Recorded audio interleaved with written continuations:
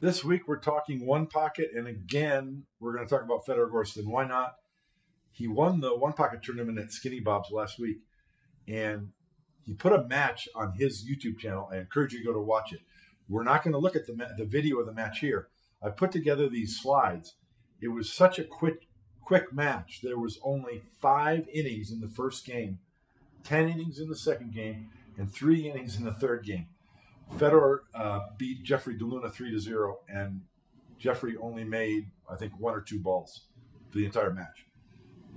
No slight to Jeffrey DeLuna. He's a champion player, and if you're given an opening, he's going to run 8 and out.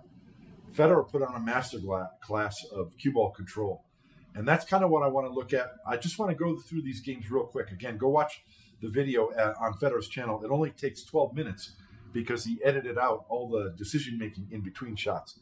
But the slides that you're looking at represent what the table looked like when each player came to the table for their inning.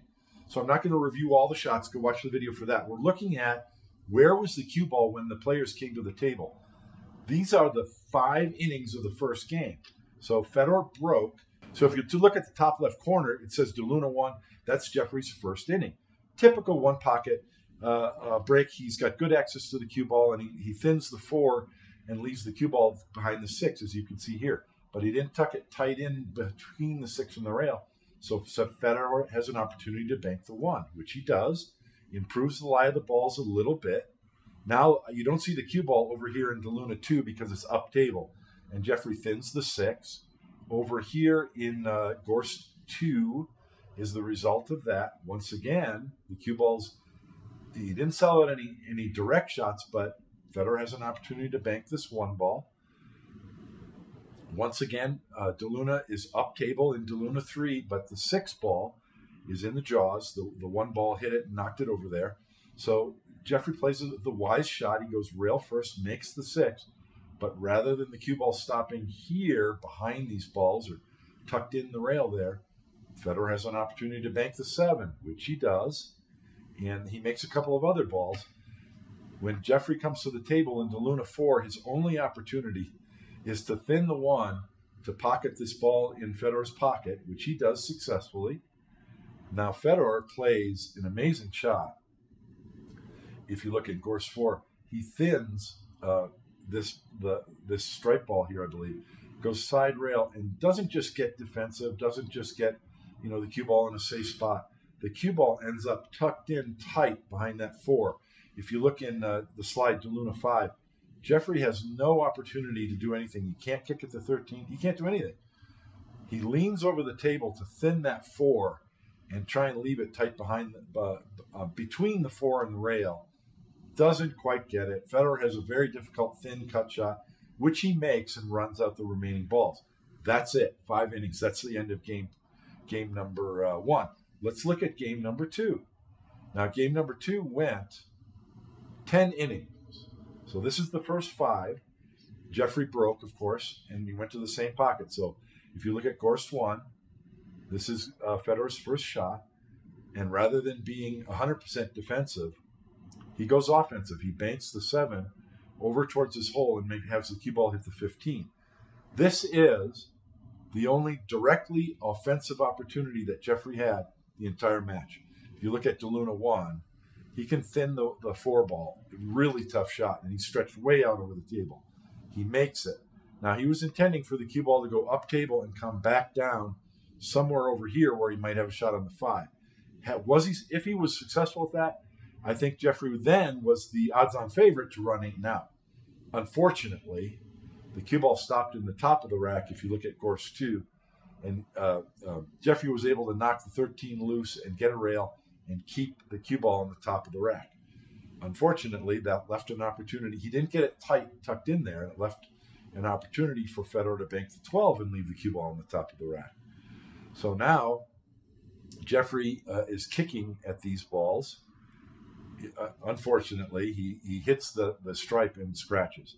So from that point, if you look at Gorst 3, Fedor has ball in hand in the kitchen, pockets the 13, knocks the 8 this way, disturbs some balls, gets another shot. But I think he has, I think the cue ball, he didn't have a direct shot at one of these balls. So he banks the The 5 got knocked off the rail, and he banks the 5. This is what, if you look at DeLuna 3, this is what Jeffrey was left with. Now, I think that Fedor was trying to pocket the 5. He had to bank the 5 ball and carom it off the 7 to pocket it. And I think he was trying to make it because of where he left the cue ball. If he was purely playing a defensive shot, I think this cue ball would have been tight to the back of the 8. See what I'm getting at? Okay, anyway. So Jeffrey can only go off this stripe and pocket that ball, which he does. And that leaves Fedor an opportunity to go thin off this stripe and get the cue ball behind the 14. I want you to look. That's a really delicate shot. And he doesn't quite get it tight. Not as perfect as some of his other opportunities. But Jeffrey's in a super tough spot. All he can do is play cue ball safe on the wrong side of the rack, if you were, which he does well, but he doesn't get a rail. He leaves the cue ball here. Let's go to the next slide, the next set of slides. These are the last 5 innings of game number 2. And so Fedor puts the cue ball back behind the 14 again, this time getting it tight. Jeffrey's only opportunity is to try and get behind these balls again, which he does, but he moved the 15, so Fedor can knock the 15 over here and play the cue ball, as you can see, tight behind the 1 ball again.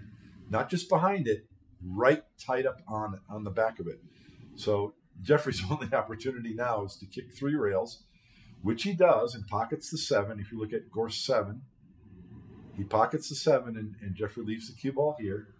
So Fedor again has that opportunity to thin the cue ball off the 11 and get behind the 14. If you look at slide DeLuna 7, Fedor had a practice with that previous shot. Now he gets it tight behind that 14. So this time, Jeffrey can only thin it and leave the cue ball there. Fedor takes an intentional foul here.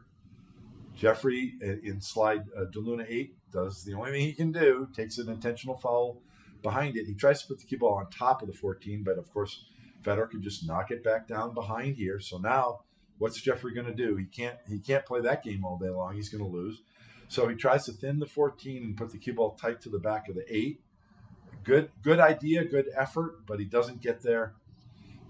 In the slide Gorst 10, Fedor can just barely squeeze the 10 ball, or the 8 ball between the 10 and the rail. It hits the rail, brushes the rail, hits it real soft, and it kind of wobbles and falls in. Fedor runs out the rest of the balls. End of game 2. Let's look at game 3 real quickly. Game number 3 went 3 innings. Fedor broke. Jeffrey is probably frustrated by this point, which I would have been. He's down 0-2. His only opportunity is to thin this ball. Maybe he could thin the bottom of the rack, but he thins this ball, trying to get the cue ball way over here, and he hits it badly and just sells out. Now Fedor pockets this 2 ball, pockets the 10, bumps the 15 out of the way, pockets the 6, so he's got 3 balls. When he pockets the 6, he brushes the rail, brushes the top of the rack, and the cue ball comes over here. So I show one extra slide. After pocketing 3, over here is what Fedor has to shoot. And I'm curious what you guys think, because Fedor chooses the 2 rail to bank this ball 2 rails over here towards his pocket, and he brings the cue ball off the side rail into the rack, and he gets the cue ball perfect, just tucked right up in there. But his 13 ball hit the 1, so the 13-1 ended up here. My question is this. This looks like it lies better for the 3 rail. In other words, Fedor could use a little bit of right English, 13 ball to the bottom rail, side rail, head rail, and then this way. That way he's got a big gap to shoot that ball through, and he's not going to hit the 1. He's got a chance to get a ball much closer to his pocket, and he can still stun the 13 over here. Am I seeing it wrong? I think I would have chosen the 3-row route. Maybe it's 6-5. Maybe it's not a huge difference. Tell me what you think in the comments. Anyway, it still turned out fantastic. Jeffrey's in a tough spot. All he can do is just elevate, bring the cue ball to the side rail, bottom rail, which he does, and he's unlucky in that the 12 ball comes loose, and Fedor can bank it between these balls and hit the 1 and knocks the 1 closer. In doing so, Jeffrey's got to feel like he's got a great opportunity here, because Fedor could have simply knocked the 12 into the 15, and then the 12 would have caromed over this way. There's nothing wrong with that shot. The reason why you might choose that shot is then Fedor could have tucked the cue ball right tight between the 1 and the 4 and left Jeffrey with nothing. So he's got to feel pretty good. At least he's got something over here in the DeLuna 3 slide. So Jeffrey's going to bank this ball. I think he's a little frustrated. He banks it hard. He makes the ball, but he makes it really hard. Well, if you're going to bank it hard, aren't you doing that to play position in some way? Maybe stun the cue ball this way so you have a cut shot on the 15. He drew the cue ball back into the top of the stack. And if you're going to do that, why wouldn't you hit this softly and hit it wide, hoping to come here and hit the point and leave the ball in front of the pocket? Anyway, that's not what happened. He made the ball. Now his only choice is to thin the 4 and send the cue ball 2 rails up table, which he does. But I looked at that and I thought, Fedor Gorst shoots the drills from way up table at these long shots all day long. I said to myself, Jeffrey, you might as well sit down. And sure enough, Fedor ran the rest of the balls and out. So that's the end of the match. Really quick match. I have nothing but sympathy for Jeffrey. He really didn't do anything all that wrong. Fedor just played it super tight. And I've got a little chart here that I'll bring up. There were 3 games. If you look across the top, you see DeLuna Gorst 3 times. That's games 1, 2, and 3. What did the table look like when each player came to the table for their inning? That's what this chart shows. That's all it shows. So there's 3 possibilities. You're either locked up tight, you have a defensive opportunity, or you have an offensive opportunity. Game number 1, DeLuna had 4 defensive opportunities and 1 offensive.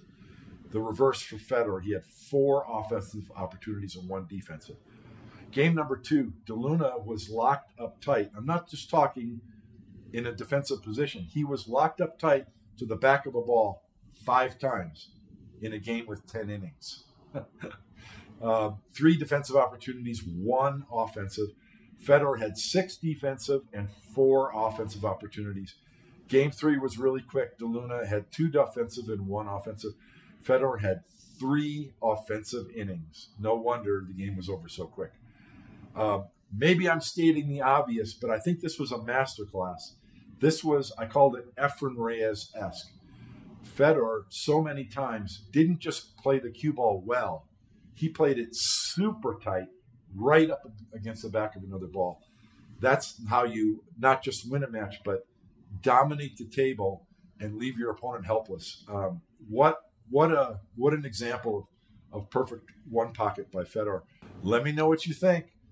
Are we going to see more matches like this from Fedor in the future? I think we are. But I promise you, the next run of the week will not be one pocket, and it will not be Fedor Gorst. We'll do something else. Anyway, I hope you liked that. I hope you enjoyed it. Leave a comment. Let me know what you thought. See you next week.